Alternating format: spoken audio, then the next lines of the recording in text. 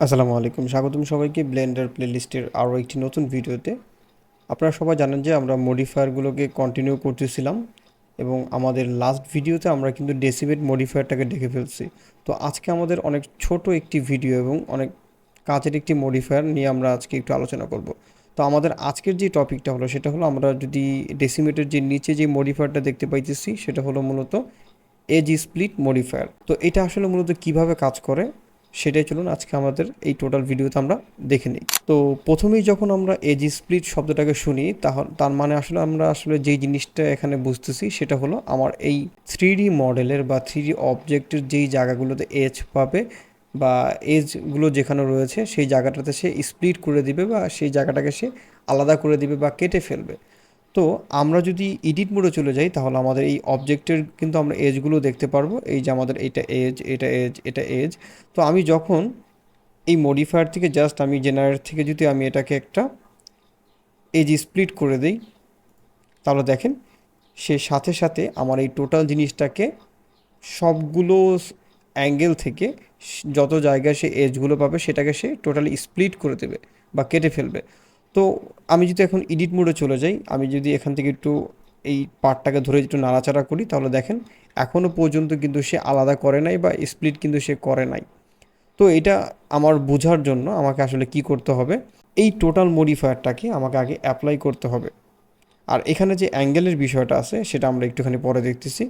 তো এই টোটাল যে বিষয়টা আছে এটাকে আমার যদি কাজ করতে হয় তাহলে আমাকে এই মডিফায়ারটাকে যদি আমি অ্যাপ্লাই করে দিই, এখন যদি আমি এডিট মোডে চলে যাই তাহলে আমি এই টোটাল পার্টটাকে ধরে যদি আমি জি প্রেস করে একটু মুভ করে সরাই, আবার যদি এই পার্টটাকে ধরে যদি জি প্রেস করে মুভ করে সরাই, তাহলে দেখেন আমার এই টোটাল জিনিসটাকে একদম সে আলাদা করে দিছে। যেই কারণে সে প্রত্যেকটা পয়েন্ট থেকে সেটাকে কিন্তু স্প্লিট করে দিছে। এবং এই টোটাল জিনিসটা আমি এরকমভাবে কিন্তু ইউজ করতে পারবো। এখন অনেকে বলতে পারেন যে আসলে এটার কাজটা এরকমই কি, বা এটা ছাড়া কি এটার আরও কোনো কাজ কি করা যায়। অনেক সময় দেখা যায় যে আমাদের একটা অবজেক্টকে বিভিন্ন জায়গা থেকে কেটে সেটাকে একটা আলাদা একটা ভিন্ন রূপ দেওয়া দরকার হইতে পারে। তো সেই ধরনের প্রজেক্টের জন্য আপনি এজ স্প্লিটটা ইউজ করতে পারেন। তো চলেন আমরা আরও একটা এক্সাম্পল দেখে নিই এজ স্প্লিটের। তো আমি এই টোটাল এক্সাম্পল ওয়ানটাকে অফ করে রাখলাম এবং এক্সাম্পল টুটা যদি আমি এখানে অ্যানাবল করি, তাহলে দেখেন আমার এখানে আগে মাত্র কিন্তু চারটা, মানে একটা কিউব ছিল যেখানে ফেস বা এজের সংখ্যা কিন্তু খুবই কম ছিল। আর এখানে আমার প্রচুর পরিমাণে এজ আছে।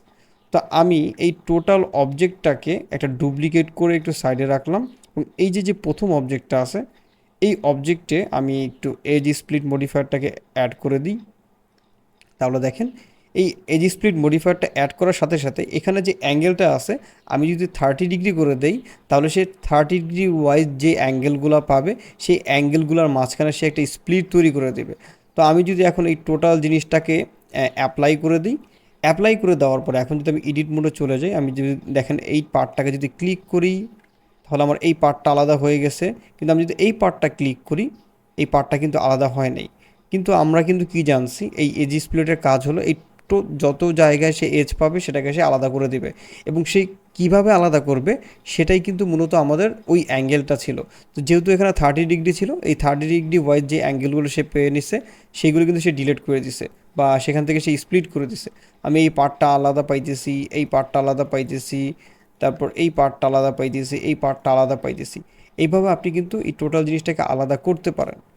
এর বাইরেও আমি যদি এই টোটাল অবজেক্টটাকে একটু ফেলে দিই এবং এই যে যে সাইডের যে একটা অংশ আছে আমি যদি এখান থেকে একদমই এজ স্প্লিটটা আবার নিয়ে আসি এবং এই এজ স্প্লিটের সংখ্যাটা যদি আমি একদম জিরোতে নিয়ে আসি, এইবার যদি আমি এটাকে অ্যাপ্লাই করি, তখন আমার প্রত্যেকটা এজে সে স্প্লিট করে দিবে। লাইক এইটা, এইটা, এইটা, আপনি যেটাকে চান না কেন। এখন কিন্তু সে আর ওইভাবে কিন্তু টোটালটা ধরেনি। আমি যদি এখন ডাবল ক্লিক করি তাও কিন্তু আমার লুপ সিলেকশন হইতেছে না।